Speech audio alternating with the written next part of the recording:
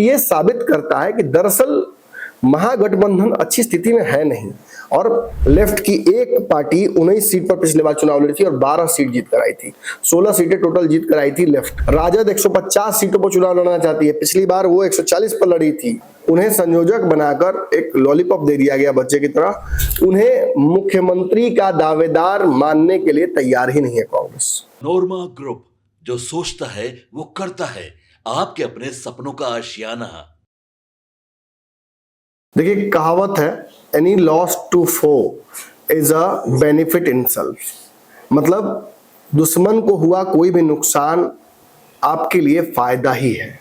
अब मैं India Pakistan war की बात नहीं कर रहा हूं भाई, उतना हमारा नॉलेज नहीं है, वो हमारे ज्ञान क्षेत्र से बहुत बाहर का है।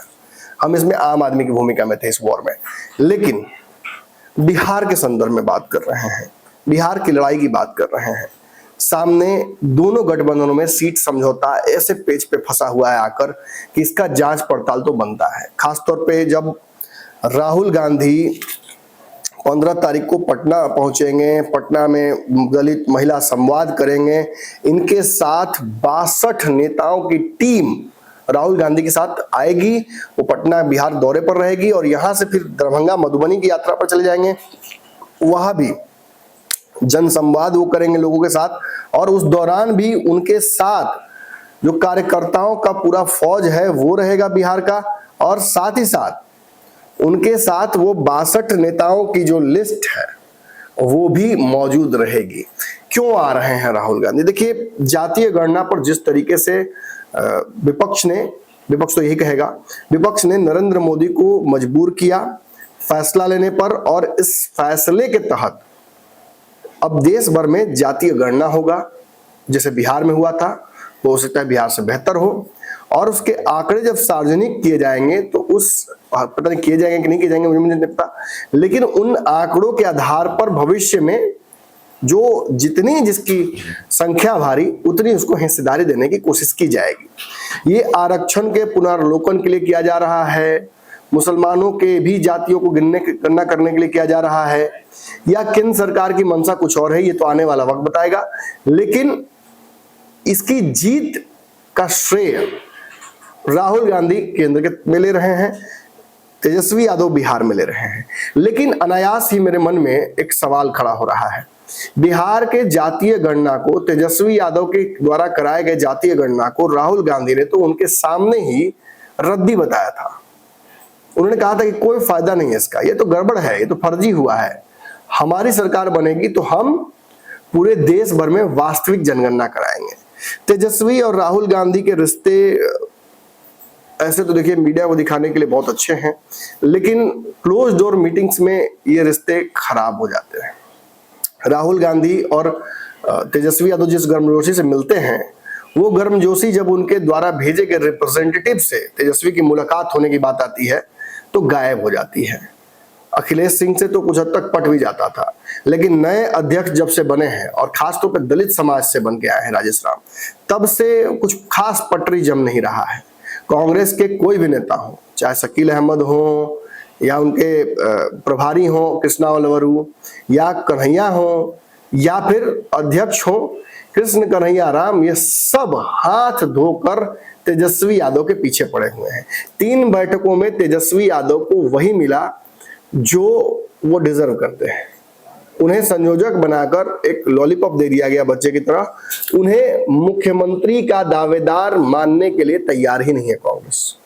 हर बार कांग्रेस यही कहती है कि भैया ये तो वक्त बताएगा, ये तो समय बताएगा, ये तो परिस्थितियां बताएंगी, ये तो चुनाव के बाद तय किया जाएगा, ये अभी तय नहीं होगा। और इसकी वजह से राजद बार बार बैकफुट पर चली जा रही है, और राजद से भी ज्यादा नुकसान इस गठबंधन को हो रहा है। एनडीए गठबंधन सीटों को लेकर दूसरे चरण की बातचीत शुरू कर चुका है, और अभी तक जो जानकारी हमें मिल पा रही है वो यही है कि सीटों की संख्या तक तय नहीं हो पाई है। अदला बदली की बात छोड़िए, राजद 150 सीटों पर चुनाव लड़ना चाहती है, पिछली बार वो 140 पर लड़ी थी और 150 पर लड़ना चाहती है। कांग्रेस 70 सीटों से पीछे हटने के लिए तैयार नहीं है, 50 से अधिक सीट देने के लिए राजद तैयार नहीं है। ऐसे में इन दोनों को मिलाकर लगभग 200 सीटें हो जाती हैं। और मुकेश सहनी तो 60 सीटों की डिमांड कर रखी है। अगर वर्स्ट केस में मुकेश सहनी को इसका आधा भी मिलता है तो 30 सीटें होती हैं। 30 सीटों के बाद बचती कितनी है? 13 सीटें। क्या 13 सीटों में एडजस्ट कर लेगा लेफ्ट की एक पार्टी 19 सीट पर पिछले बार चुनाव लड़ी थी और 12 सीट जीत कर आई थी। 16 सीटें टोटल जीत कर आई थी लेफ्ट। और लेफ्ट ही एकमात्र पार्टी है जिसके विधायक जैसे थे वैसे ही हैं। मतलब एक जगह चुनाव होने की स्थिति जरूर आ गई, लेकिन ये इधर उधर नहीं भागे। राजद में सेंधमारी हुई, कांग्रेस में सेंधमारी हुई, कई विधायक भागे हैं। संख्या 110 थी इनकी चुनाव के वक्त और अब 104 है, जबकि 4 विधायक तो ओवैसी के भाग के आए थे राजद में, तब भी संख्या गिरी ही है, बढ़ी नहीं है। तो ये साबित करता है कि दरअसल महागठबंधन अच्छी स्थिति में है नहीं। और पटना में 62 नेताओं के साथ आना राहुल गांधी का, उसके बाद 15 मई को, और उसके लिए प्रेस कॉन्फ्रेंस भी आज किया कन्हैया ने, और कन्हैया ने बताया भी कि भाई देखिए हमारे नेता आ रहे हैं। और वो पटना में, दरभंगा भी जाएंगे। पटना में तो खैर हमारा दलित और महिला संवाद है ही। हम पटना के अलग अलग जो SC ST छात्रावास है, OBC छात्रावास है, कम्युनिटी हॉल्स है, वहां हम जाएंगे, हम वहां का जायजा करेंगे। और कहीं ना कहीं ये इशारा भी साथ में हो जाता है कि जातीय गणना का जो श्रेय है वो राहुल गांधी लेना चाहेंगे, लेकिन ये श्रेय तो राजद तेजस्वी यादव को देती है। इस मुद्दे पर भी दोनों का टकराव लगभग तय है।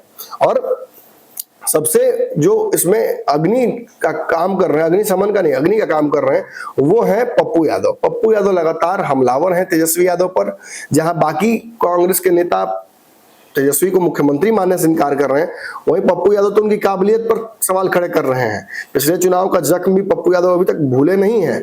ऐसे में मैंने आपको शुरू में कहा था, any loss, any damage to foe is your own benefit, is your own profit. ऐसी स्थिति में नीतीश कुमार जो हैं, जो सोच रहे हैं कि कैसे तेजस्वी को रोका जाए, क्योंकि सर्वे रिपोर्ट में तेजस्वी आगे निकल रहे हैं, उनको तो बैठे बिठाए फायदा हो गया।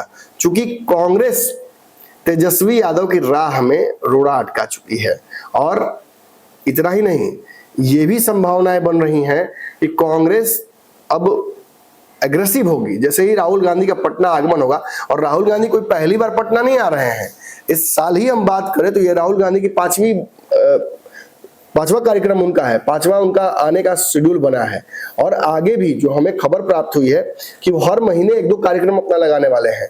तो बार बार राहुल गांधी अगर पटना आएंगे, और उसके बाद पिछली बार भी अच्छी खासी भीड़ जुटाई थी राहुल गांधी ने। हालांकि मल्लिकार्जुन खड़गे का जो कार्यक्रम था वो बक्सर में तो फ्लॉप कर गया। उसके चलते आंध्र प्रदेश जो जिला अध्यक्ष थे उनकी छुट्टी भी कर दी गई। लेकिन अब कांग्रेस बैकफुट पर खेलने वाली नहीं है। खबर ये भी आई कि सीटों को लेकर भी कांग्रेस की क्लोज डोर बैठक हो चुकी है। पप्पू यादव ने भी 2 दर्जन नेताओं का नाम अपनी तरफ से सुझा दिया है। जाप के कार्यकर्ता या उनके जो शुभचिंतक हैं, या जो उनसे एक्सपेक्ट कर रहे हैं टिकटों की, उनको वो पहले ही आगे कर चुके हैं। और कांग्रेस पर ये दबाव बना रहे हैं कि वो उन नेताओं को कंसिडर करे। इनमें ज्यादातर सीटें ऐसी भी हैं जो तेजस्वी यादव चुनाव लड़ चुके हैं, उनके प्रत्याशी जीते हुए हैं, या इस बार लड़ने की संभावनाएं तेजस्वी की प्रबल हैं। ऐसे में पेच तो फंस रहा है। कांग्रेस बाहर चली जाएगी गठबंधन से, या तेजस्वी के लिए ऐसी परिस्थिति पैदा कर देगी कि तेजस्वी ही बाहर कर दें। क्योंकि मुकेश सहनी को रोकना तेजस्वी के लिए बहुत जरूरी हो गया है। मुकेश सहनी 60 सीट मांगे हैं, जैसे मैंने पहले आपको कहा। और अगर मुकेश सहनी को अगर आधा मिलता है तो 30 होता है, और अगर सम्मानजनक होता है तो 40 होता है। नेगोशिएट अगर 20% कम करके भी मानते हैं तो। वैसी स्थिति में कांग्रेस के लिए 50 से कम सीटें ही बचती हैं, 40-50 सीटें। इतना में कांग्रेस नहीं मानेगी। कांग्रेस के एक बिहार में जो नेता हैं, उनसे मेरी बातचीत जब हुई तो उन्होंने तो साफ कह दिया कि नमन जी, अगर आप ये सोचकर चल रहे हैं कि कांग्रेस 50 से कम सीटों पर मान लेगी, तो ये आपकी पत्रकारिता की भूल है। आपको पत्रकारिता फिर से पढ़ना पड़ेगा। तो मैं मान लेता हूँ भाई फिर से पढ़ना ना पड़ेगा, क्योंकि पहली बार भी तो मैंने पत्रकारिता पढ़ी नहीं है। तो ऐसी स्थिति में मैं ये मानकर चल रहा हूँ कि कांग्रेस ने एक तरीके से मुझे यह इशारा कर दिया है कि वो तेजस्वी के साथ नहीं रहेगी। ऐसे में तीसरे मोर्चे की संभावनाएं और प्रबल हो जाती हैं। राहुल गांधी आते हैं तो ये सारा जो कांग्रेस का हवा पानी बनाया हुआ होता है, अक्सर उसको लालू यादव से मिलकर और राबड़ी देवी से मिलकर, तेजस्वी से मिलकर हल्का कर देते हैं, या रिलीज ही कर देते हैं प्रेशर। इस बार क्या करेंगे, इस पर नजर रहनी चाहिए आपकी। हमारी नजर पूरी खबरों पर होगी। और आपको ये खबर भी दिखाएंगे। आज दिन भर खबरें लगातार चलती रहेंगी। कल राहुल गांधी आने वाले हैं तो उस पर भी हमारी नजर रहेगी, उस कार्यक्रम पर भी नजर रहेगी। आपकी नजर भारत लाइव पर फिर कहता हूं होनी चाहिए। उस वीडियो को शेयर कर दीजिए। धन्यवाद।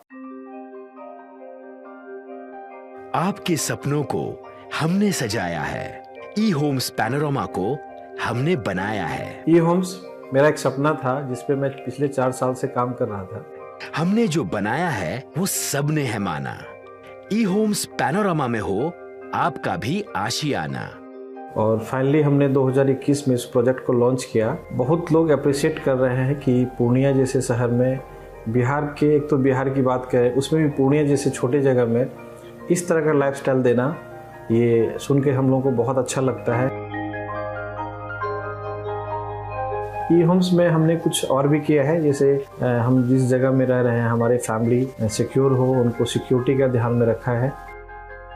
आपकी सुविधा और सुरक्षा आपके लिए खास है, ये आपका विश्वास है। इसमें आर्टिफिशियल इंटेलिजेंस का 7 लेयर सिक्योरिटी का हमने इस्तेमाल किया है। लस ग्रीन कैंपस को बनाया है। यदि हमारा बाउंड्री वाल है तो वो वर्टिकल गार्डन है।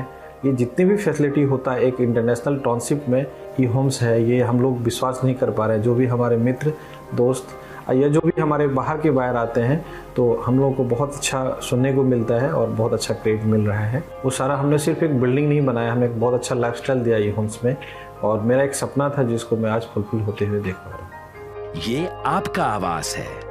ई होम्स पैनोरमा में अब आपका निवास है। E homes panorama, luxurious lifestyle redefined. Panorama group, जो सोचता है वो करता है। अगर ये वीडियो पसंद आई और वह बिहार के राजनीति और बिहारियत से सरोकार रखेनी तो सब्सक्राइब बटन दबा के चैनल के सब्सक्राइब कर ली। ओजे एगो घंटी बा, ओकरा बटन दबा देला से कुल सटीक और मारक खबर रुआ मुफ्त में मिल जाई। अगर रुआ पत्रकारिता के हमनी के नया प्रयोग में सहयोग कर चाहतानी तो ज्वाइन बटन दबा दी। पेटीएम नंबर नोट कर ली 9386 816 700।